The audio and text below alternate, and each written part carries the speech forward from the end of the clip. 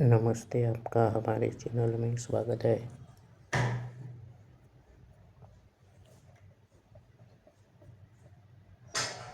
मन का खेल और साक्षी भाव। मन के दृष्टा और दृश्य दोनों रूपों में। दृष्टा रूप से हमारा तादात्म्य होने से हम बंधन महसूस करते हैं। मन का दृष्टा रूप जो करता है वही हम यंत्रवत करते जाते हैं, इसलिए दृष्टा बनकर कुछ करना पड़ता है। वह यही कि मन का दृष्टा रूप जो करता है वह हम नहीं करें। साक्षी भाव में हमारा मुख्य कार्य है दृश्यों को लगातार देखते रहना, या चलते फिरते नहीं होगा। इसके लिए शांति से बैठकर मन के दृश्य रूप को लगातार देखते रहना होगा। जब जो भी दृश्य आए उसे हटाना नहीं है, न उससे बचना है। हमारा प्रक्षेपित दृश्य से अपने आप को बचाना, उससे बचना ही मुख्य बात है। चाहे जो दृश्य आए, चाहे जितनी देर रहे, हमें उसे हटाना नहीं है, वह खुद हटेगा। दृश्य बदलते रहते हैं, गुणों के परिवर्तन से ऐसा होता रहता है। दृश्यों के रूप में गुण ही घटित होते हैं। वे क्षण भंगुर है मगर बलवान है। बलवान भी है और क्षण भंगुर भी है। वे स्वयं आते रहेंगे और स्वयं ही चले जाएंगे। हमें कुछ नहीं करना, सिर्फ सतत देखते रहना है। सब जब जो हो, यह मन ही शब्द, नाम, रूप, विचार, दृश्य आदि के रूप में जब जो भी हो, हम उसे लगातार देखते रहे, बचाए नहीं अपने आप को, न हटे न हटाए, तो वे सारे दृश्य मिटने लगते हैं। हम बचे तो दृश्य ठहरते हैं, हम न बचे अर्थात ठहरे रहे तो दृश्य आते और चले जाते हैं।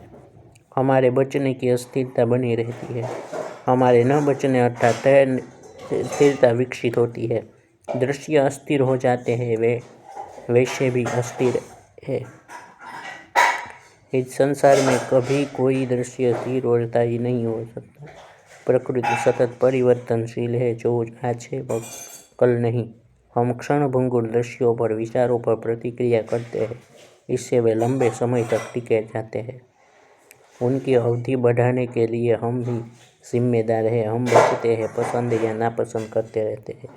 ऐसा लगता है यह बाहरी जगत के साथ कर रहे हैं। बाहरी जगत होता ही नहीं, मानसिक जगत ही होता है। जिसका जैसा मन उसका वैसा जगत। इसलिए जगत को देखने से पहले अपने मन को देखना चाहिए कि अपने मन की क्या स्थिति है। जब साक्षी भाव की साधना शुरू की जाती है तब अपने मन को लगातार देखना होता है। यदि हम टिके रह सके तो देख सकते हैं मन कितना जल्दी अपने विषय को बदलता है। बाहरी समस्या भी मानसिक समस्या की देन है।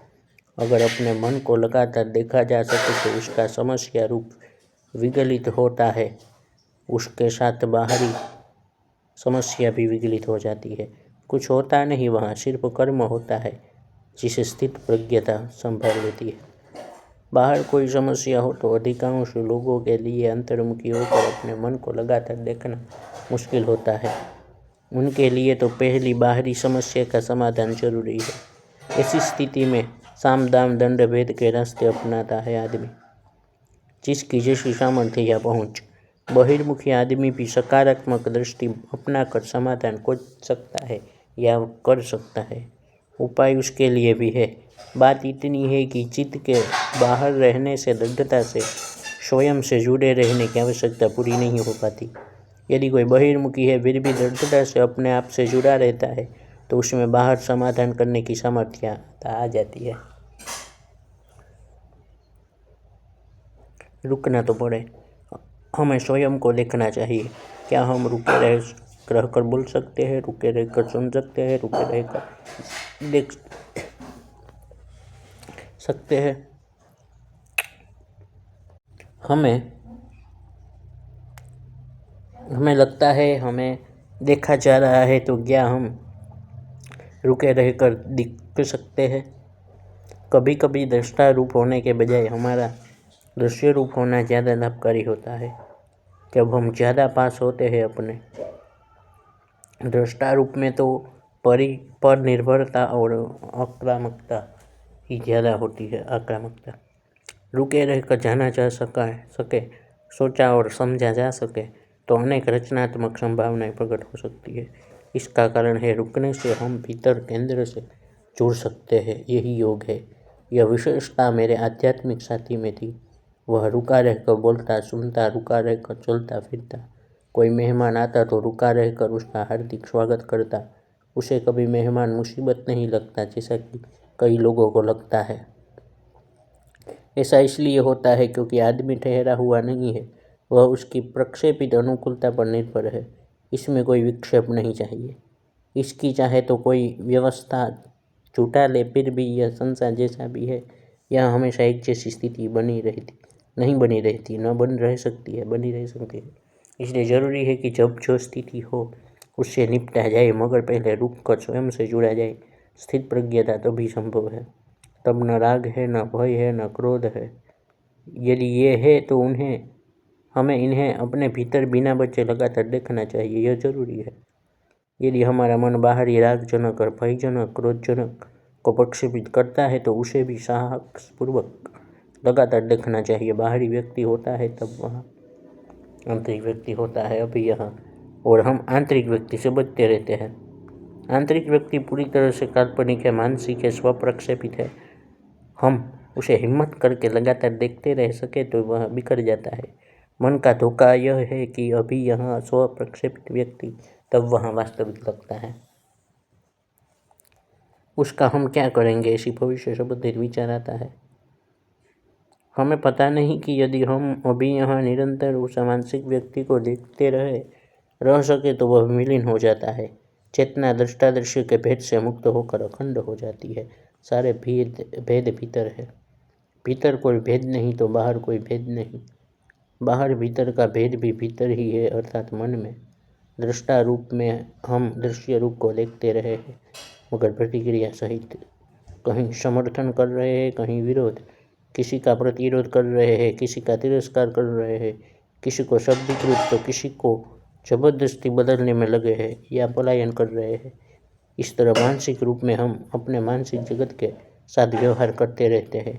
यदि हम रुक कर लगातार मानसिक जगत को देखते रह सके तो वह खुद बदलता है, और बदलते बदलते खुद चुप जाता है। कब तक टिकेगा? टिकने के लिए वह है ही नहीं, वह सिर्फ मिटने के लिए है। हम ही अपने अहम रूप को बचाने के लिए प्रतिक्रिया करते हैं, जिससे वह बना रहता है। यदि हम सचमुच रोके नहीं तो भीतर से आने वाले वापस भीतर समा जाता है। हमारी पर निर्भरता पूरी तरह से समाप्त हो जाती है। हमारे सामने जो विशाल जगत फैला हुआ है वह हमारे ही मन का प्रक्षेपण है, और मन का स्तोत्र भीतर है, बाहर नहीं। इसलिए जो पीछे लौटकर शांति से सोने स्थित हो जाता है वह सारे समाधान पा लेता है। उसके लिए बाहरी घटनाएं क्षणभंगुर तथा खेल मात्र है, वे भी मन का ही खेल है। इस खेल को समझने के लिए साक्षी भाव की साधना चाहिए। यही कि अपने मन से बचे बिना उसे लगातार देखते रह सके। अभी यहाँ तब वहाँ की मान्यता मन का धोखा है, जिससे आदमी अभी यहाँ मन को देखने की हिम्मत नहीं कर पाता। जरूरत है निर्भय होकर लगातार मानसिक प्रक्षेपणों को देखते रह सकने की। मन गया तो खंड गए, अमन आया तो भीतर इतनी गहरी और व्यापक शांति होती है कि बाहरी वातावरण भी वैसा ही बन जाता है। एक व्यक्ति अशांत है तो बाहरी वातावरण भी अशांत हो जाता है। वह अशांति कृत्रिम है, लेकिन एक व्यक्ति सचमुच शांत है तो उसके आसपास का वातावरण भी शांत हो जाता है। वह शांति मौलिक है, वास्तविक है। यह योगदान वही कर सकता है जिसने अपने भेद को पूरी तरह से मिटा दिया। भीतर खंडित बने रहकर बाहरी अखंडता की कोशिश में असफलता ही हाथ लगती है। अगर मैं आपके मानसिक प्रक्षेपण को जो मेरे मन में बन रहा है लगातार देखता रहूं तो वह मानसिक प्रक्षेपण विलुप्त हो जाता है, रह जाता है हृदय, और हृदय में मैं, तुम, यह, वह कोई शब्द नहीं। जब महर्षि से किसी ने दूसरों के विषय में पूछा तो महर्षि ने कहा, कोई दूसरे नहीं है। हार्दिक स्थिति में न मैं है न दूसरा है, यह अखंड स्थिति है। इसे कोई कल्याणकारी कहना चाहे तो कह सकता है।